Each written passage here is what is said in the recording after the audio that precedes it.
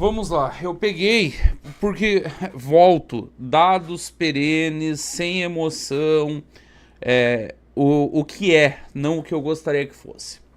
Pesquisa do dia 13/4/2018, Instituto Datafolha. Lula tinha 31%, Jair Bolsonaro tinha 15%, Marina Silva tinha 10%, Joaquim Barbosa, e aí vocês entendem a substituição feita lá no Democracia Cristã. Joaquim Barbosa tinha 8%, Geraldo Alckmin tinha 6% e Ciro Gomes tinha 5%. No cenário com Haddad tinha 2%. Bolsonaro ia 17, ganhava 2 pontos, Marina subia 5, ia 15, Joaquim Barbosa ganhava 2, ia 10, Alckmin ganhava 3, ia 9, Ciro Gomes também subia 3, ia a 8. No mês seguinte, quem fez pesquisa foi o CNT-MDA. Tem um monte de outros institutos menores que fizeram. Eu escolhi 2 dos grandes que continuam aí até hoje por uma questão de credibilidade. Um mês depois, Lula oscilou na margem, 32,4. Bolsonaro tinha 16,7, também oscilando na margem, mas um pouquinho para cima. Marina cai, ela tinha 10 no Datafolha em abril, em meados de abril. Um mês depois ela tinha 7,6 no CNT-MDA. Ciro Gomes tinha 5,4, basicamente a mesma coisa que ele tinha no Datafolha. E Alckmin 4, 2 pontos a menos do que ele tinha no Datafolha. O Haddad estava com os mesmos 2,3 do mês anterior. Tipo, o Haddad não oscilava enquanto o nome do Lula ainda estava disponível. Bolsonaro subia 2, exatamente como no Datafolha. Marina dava um salto de 4 pontos, exatamente como no Datafolha. Ciro subia de 5,4 para 9 e Alckmin de 4 para 5,3. Notaram como o cenário é muito parecido com hoje em dia, com o que nós estamos vivenciando hoje? Eu tô para dizer para vocês que o Romeu Zema é o nosso Geraldo Alckmin. Tá segurando ali os 4% na aposta do sistema político. O Ciro dessa eleição, paradoxalmente o que eu vou falar aqui, é paradoxal porque eu tô dizendo que não é efeito Ciro, é o Renan. Só que o Renan com viés de crescimento e com uma capacidade de sustentar uma campanha que o Ciro não tinha. O Renan, na real, é a mistura de um Ciro com Marina naquele cenário. O Lula é o candidato que vai sair nesse momento. O Lula da eleição se chama Flávio Bolsonaro. E aí nós vamos ver agora a evolução da Atlas. Então vocês vejam que o cenário está muito, muito parecido com 2018, que foi uma eleição que deu uma senhora zebra. Um candidato sem partido, sem aliança, sem TV, sem porra nenhuma, ganhou a eleição. Ganhou a eleição. E antes que apareça aqui uma galera falando que sempre termina nisso, eu já tô cansado, já falei isso aqui em outras lives, mas sempre termina na mesma coisa. E o Bolsonaro só ganhou por conta da facada. Gente, ele já era líder. No momento que ele tomou a facada, ele já era líder. Ele ganharia aquela eleição com facada ou sem facada. E eu fui convencido por um amigo meu, inclusive o cara que me ensinou a frase "os fatos são teimosos", que ele ganharia inclusive de Luiz Inácio Lula da Silva. E que foi uma senhora barberagem do general Eduardo Vilas Boas ter impedido no tuitaço a candidatura do Lula. Bolsonaro teria vencido aquele pleito até mesmo contra Luiz Inácio Lula da Silva.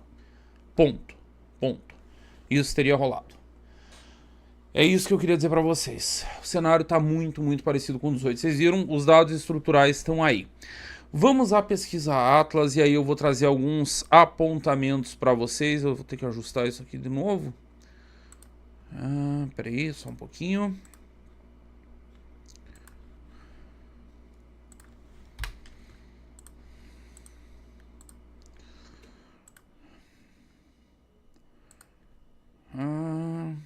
Vamos ajustar.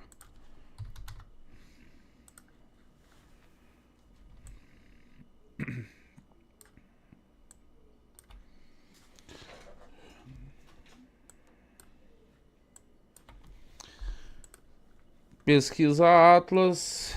Deixa eu pegar a data dela certinho aqui. Embargo de divulgação 19/5/2026. Significa que ela só pode ser divulgada no dia 19/5/2026.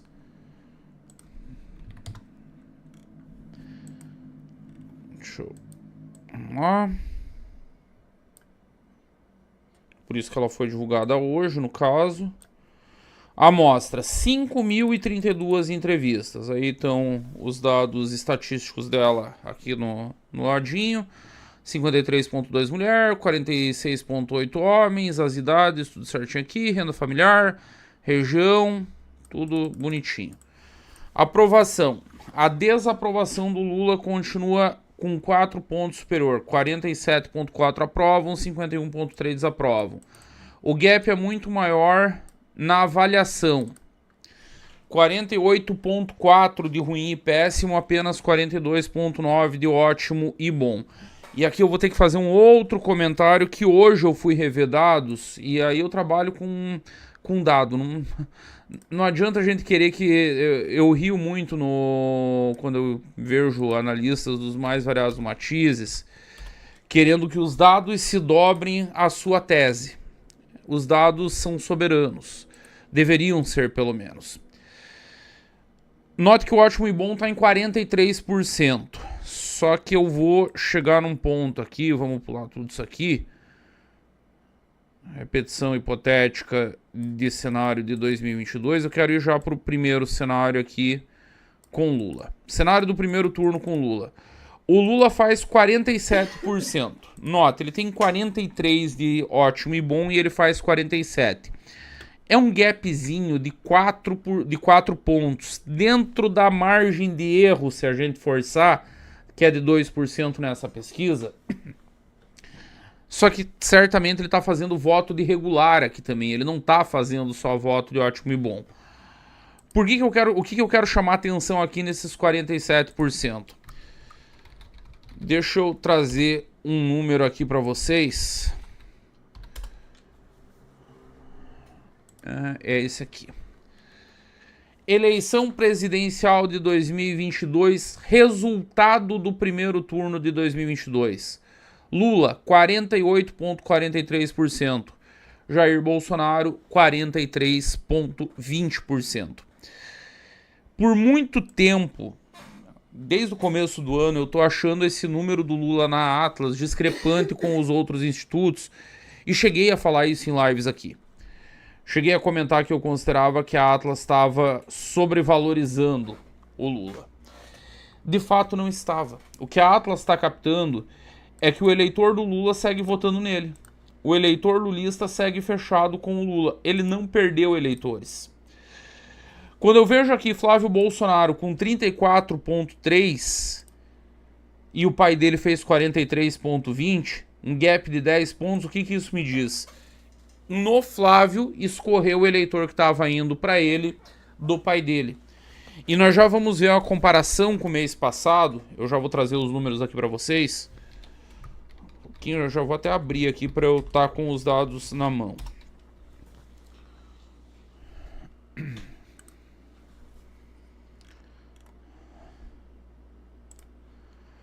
Vou só um pouco. Tô abrindo a pesquisa aqui do mês passado na minha outra tela. Pra gente... Aí a gente vai comentando aqui. Você entende que o problema tá com o Flávio. Renan Santos chegou a 6,9%. Romeu Zema tem 5,2%. Ronaldo Caiado desapareceu de vez. Augusto Cury não existe. Aldo Rebelo, coitado, depois de sofrer um golpe da democracia cristã, desapareceu de vez. O Aldo que não vinha bem em nenhuma pesquisa. Esse é o número do cenário principal. Eu separei dois aqui para nossa análise de hoje, que é esse cenário principal, e aí a gente vai comparar ele. Deixa eu adicionar um outro aqui com o mês passado, o mesmo cenário mês passado. Vocês vão ver que o Lula não mexeu nada. Quem mexeu foi o Flávio. Já está na tela a Atlas do mês passado. Deixa eu ajustar isso aqui.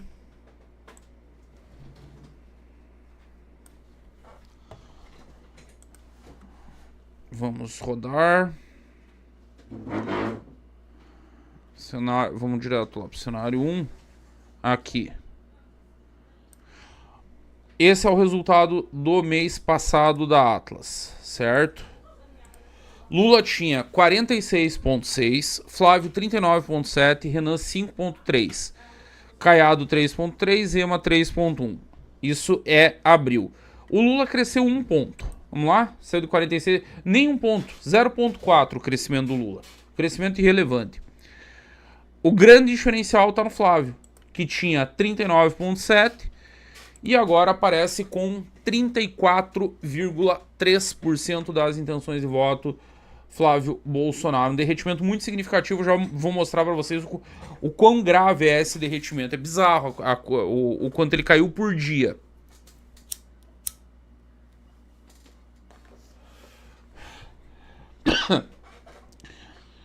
O Renan no mês passado tinha 5,3, agora ele tem 6,9.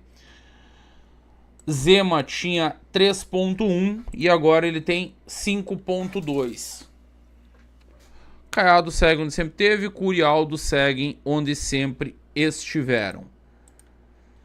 O Augusto Cury derreteu, né? Ele tinha 1,1, chegou a pontuar, agora tem 0,4, desapareceu o Augusto Cury. Vamos voltar aqui para desse mês, que eu quero descer para o cenário com o Haddad. Eu selecionei esses dois cenários. Que diabo é? Aqui. Isso. Esse é o cenário com Lula. Vamos pular tudo aqui. Aqui. Cenário do primeiro turno com Fernando Haddad. Vamos lá. No cenário com Fernando Haddad. Fernando Haddad faz 36,7. Abril em relação ao Flávio Bolsonaro, que fica com 32,8. Renan Santos vai para 8,7, roçando já os 10%. Zema não cresce nada, 5,5. E Caiado faz 3,4. Vamos comparar esse cenário com o do mês passado. Deixa eu colocar a atlas de abril aqui. E vamos para o cenário lá do Haddad. Aqui. Tá na tela o cenário com o Haddad. O Haddad tinha 40,5 no mês passado contra 39,2. O Renan tinha 5,8. Agora o Haddad tem 36,7. O Haddad caiu, gente. O Haddad caiu. Tá todo mundo tão focado no Flávio que não viram que o Haddad caiu para além da margem de erro. 36,7. Quase 4 pontos. Vocês sabem o que isso significa, né? Isso significa que a tal da polarização se retroalimenta. Se um se enfraquece, o outro se enfraquece também. É isso que isso representa. Eu nem tinha prestado atenção nesse detalhe. Vocês veem como às vezes a gente deixa passar. Atlas abriu, Haddad 40,5. 4 pontos, 3,9. Agora 36,7. Flávio em abril 39,2. Agora 32,8. 6 e uns quebrado. 6 e uns quebrado. Maior crescimento, Renan Santos tinha 5,8, vai para 8,7, subiu 3 pontos percentuais praticamente Renan Santos. Deixa eu trazer algumas anotações que eu fiz aqui, hoje à tarde, enquanto eu lia por cima. No cenário principal com Lula, que nós acabamos de ver aqui. No cenário principal com Lula, o ritmo de crescimento do Renan Santos é de 0,08% por dia. Foram 20 dias entre a pesquisa anterior da Atlas e essa que conhecemos hoje. Por conta do escândalo, eles anteciparam aí a pesquisa. Deve ter outra ainda esse mês para eles manterem a periodicidade. Com esse ritmo, mantido esse ritmo de crescimento do Renan, 0,08 por dia, daqui até a eleição, é óbvio que não é linear, é óbvio que existem outros fatores operando, é evidente que com maior exposição o ritmo tende a aumentar, não a diminuir. É evidente que quando ele vai aumentando a porcentagem, começa o voto por contaminação. Pessoas que conhecem outras pessoas que votam, o que é muito mais difícil quando você tem 1, quando você tem 2, quando você tem 3. Aí você rompe o 5, você sai do pelotão da merda. Vocês me viram falar isso aqui inúmeras vezes. Quando rompe o 10, aí, meu amigo, é aí que a coisa começa a ficar interessante, especialmente para candidatos desconhecidos e com baixa rejeição. Mas suponha que o ritmo seja exatamente o mesmo. Com esse ritmo, no dia 1º de setembro, faltando um mês, pouco mais de um mês para a eleição, o Renan marcaria 15,3% nas pesquisas eleitorais. Agora vamos falar do ritmo de derretimento do Flávio, que é uma aberração. Ele perdeu 0,27 por dia. 0,27 por dia. Nesse ritmo, que obviamente não será mantido, é evidente, o Flávio chegaria na eleição com 11,35%. 11,35. Deixaria de existir. Virtualmente deixaria de existir. No cenário com Haddad, o ritmo de crescimento do Renan quase dobra. Ele sai do 0,08 para 0,14% ao dia. Com esse ritmo, o Renan bateria 23,4 no dia 1º de setembro desse ano, faltando pouco mais de um mês para a eleição. E eu não havia calculado o cenário com Haddad. Eu vou até fazer essa conta aqui, galera. Agora eu me obrigo a fazer essa conta. Porque se o Renan tá com 23,4, deixa eu ver o Haddad aqui. Deixa eu botar na tela, vou fazer a conta aqui com vocês, que eu não tinha me dado conta. Conforme eu falei, eu não tinha me dado conta que o Haddad também perdeu. Calculadora aberta aqui no PC. 40,5 menos 36,7 dividido por 20. 0,19 por dia o Haddad perdeu. Agora eu vou fazer a projeção. Só um pouquinho. Vou pegar aqui meu bot de contas eleitorais.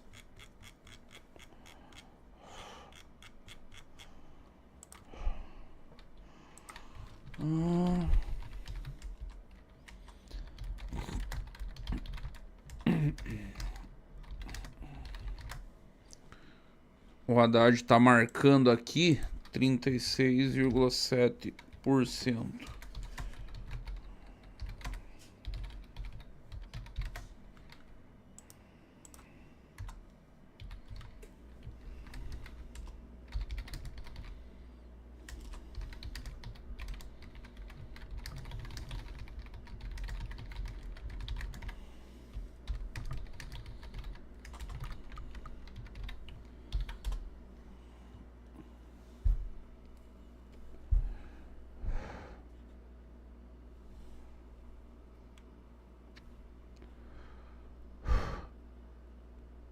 No cenário atual, isso é informação, tá? No cenário atual, Renan Santos seria o líder da corrida presidencial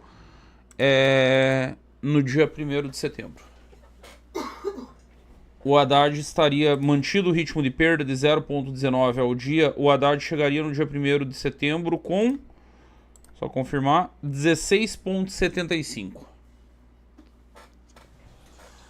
Agora vamos voltar aqui para análise.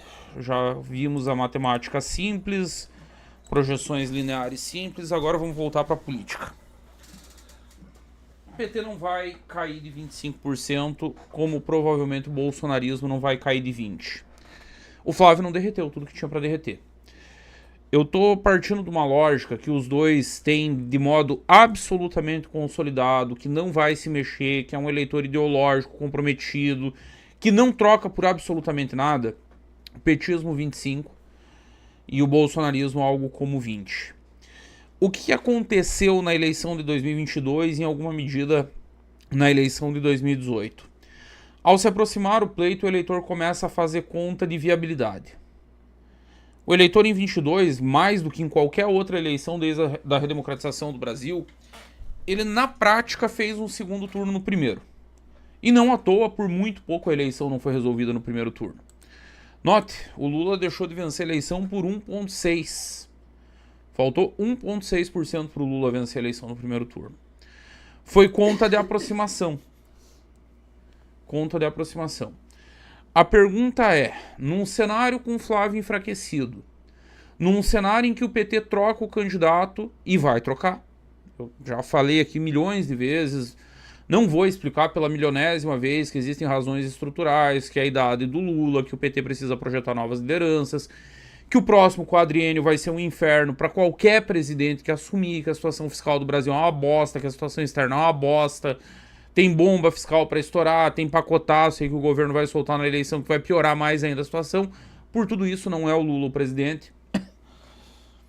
O Lula tá com 80 anos de idade, vai curtir os últimos anos que lhe restam do modo como possa.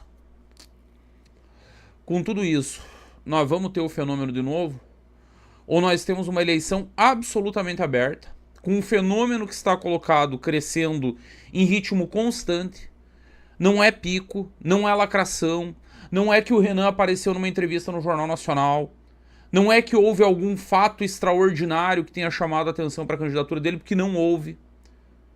Não teve, né? Ele não bateu boca com a Maria do Rosário, ele o Jean Willis não cuspiu nele, ele não votou no impeachment dizendo que era pela homenagem do Coronel Brilhante Ustra, a esquerda não tá lacrando em cima dele, nada acontece. E o ritmo de crescimento é sólido, que é um crescimento baseado na pré-candidatura.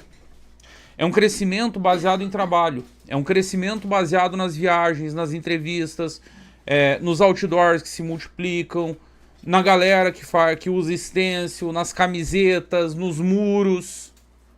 Trabalho real, por chão, por terra, formiguinha, convencimento. Os militantes chatos, que eu falei várias vezes aqui pra vocês, continuem sendo chatos. Ai, é muito chato militante. Militem, falem com educação, com ponderação, sem agredir ninguém, sem brigar com ninguém, mas militem. Continuem falando sobre Renan Santos. Continuem apresentando pros pais, pros amigos, pros conhecidos. Sem disputar voto com o Flávio, com o Lula, com quem quer que seja. Só apresentando um candidato que é muito melhor.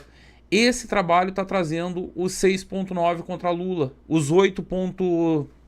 Só para confirmar aqui.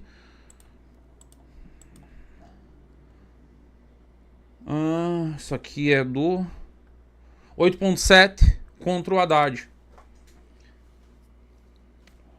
Meu amigo, quando romper 10%, quando a grande imprensa começar a falar, quando todo mundo prestar atenção de verdade, e vejam, tudo isso nós passamos com um trade Tarcísio, com um trade Zema, com um trade Ratinho, com um trade Caiado, com a imprensa se ocupando disso, com o Canal Livre fazendo um Canal Livre inteiro, com os 3 presidenciáveis do PSD, com cobertura exaustiva da grande mídia, e nada de Renan Santos, e nada. Uma candidatura que, como se não existisse, 8,7 contra o Haddad, 6,9 contra o Lula. Tem jogo, tem muito jogo, a curva é muito boa, o momento é muito bom, as coisas estão encaixando. Não parar, não precipitar, não retroceder, quem dura mais vence, como diria o professor Olavo de Carvalho. Não poderíamos ter um momento melhor dia 19 de maio. Se vocês me falassem em dezembro que ia chegar em 19 de maio desse jeito, eu não ia acreditar, eu ia dizer, parem de delirar, calma. Com sorte nós vamos ter 3, 4%, já teremos saído da margem de erro. E quantas vezes eu vim aqui nessa live e dizia, os 10% virão lá depois das convenções, quando sair todos esses candidatos que estão atrapalhando, a candidatura nanica parar de existir, a mídia parar de perder tempo com factoide, os trades derem todos com os burros na água. Eu dizia que o trade Tarcísio ia dar com os burros na água quando era modinha, quando todo mundo estava embarcado, para usar a linguagem dos picaretas do mercado financeiro, quando todo mundo estava comprado no trade Tarcísio. Eu disse que o trade Zema ia dar com os burros na água quando estava todo mundo comprado no trade Zema, deu. O mais prejudicado por essa crise toda do Flávio, incrivelmente, foi o Zema. O cara teve ejaculação precoce, gozou nas coxas, se desculpou com o meu amigo Flávio, e agora só é um palhaço, um zumbi ambulante, não posta, não publica, não cria conteúdo, porque nunca teve, porque é um capial, porque não tem proposta, porque o pouco que ele conseguiu produzir foi copiando o Renan. A coisa, aliás, patética, deprimente, vergonhosa, com um candidato bilionário não conseguir ter uma equipe de produção de conteúdo, o mínimo. Não tem. A ausência de cérebro do candidato espelha na equipe. Vai vir antes, tá desenhadinho para vir antes. E quanto mais a gente falar, só não parem, só continuem. Continue, quem puder bota outdoor na sua cidade, quem não puder faz um muro, quem não puder fazer um muro usa o stencil e a máquina de VAP, bota no muro da casa, bota na calçada da casa, quem puder bota um carro de som, vamos só continuar. E o Renan, o quanto antes que bota o pé na estrada de novo, não precisa esperar o motorhome, enquanto o motorhome não tá pronto, vai de avião, vai de ônibus, roda o local, faz o que ele fez no Maranhão, faz o que ele fez aqui em Santa Catarina, faz o que ele já fez no Rio Grande do Sul, faz o que ele fez no Paraná, enfim, não para. Eu acho até essa semana, não sei como é que tá a agenda, dá um pulinho no interior de São Paulo, tá ali perto. Uma viagem para Ribeirão são 4 horas de carro, 4 horas do cacete, 2 horas e meia, 3 horas de carro de São Paulo. Eu tava com os 400 quilômetros na cabeça, mas é tudo duplicado, bela estrada por sinal. 2h30 tá lá em Ribeirão. Tem toda uma região ali pra rodar. Roda interior de São Paulo, tem Rio de Janeiro, não parar. Eu tô com uma série de demandas aqui, parece que tá marcado pro dia 23 pra Bahia, eu tenho até que passar pro Riso, que é rádio pedindo entrevista, é galera do interior, é a associação de produtor se oferecendo pra pagar a viagem, tipo, é preciso que pague o avião, a gente financia pra vir aqui porque nós queremos ouvir ele. Produtor rural do interior da Bahia. Tá lá o Otto Alencar dizendo, esse menino é inteligentíssimo.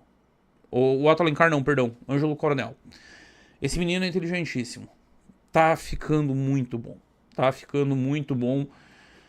Nós vamos chegar muito mais forte em agosto do que eu previa. Muito mais forte. O 10% vem antes. A curva tá bizarra. Só continuar. Bora pra cima. Fala, meus queridos, aqui quem fala é o Alan do canal Inevitável Cortes, e no meu segundo mês postando cortes aqui no YouTube de figuras do Partido Missão e do MBL, eu faturei cerca de 25 mil reais, ou um pouquinho mais de 4 mil dólares. E se você tem interesse em estar criando seu próprio canal de cortes, eu preparei um treinamento 100% focado, mostrando o passo a passo para você estar conseguindo fazer seus cortes de figuras do Partido Missão e do MBL. Para acessar o treinamento é só clicar no primeiro link da descrição ou ler o QR Code que tá aparecendo aqui no meio da tela agora. E se você gostou desse vídeo, não se esqueça de deixar o like e se inscrever no canal. Te vejo no próximo vídeo.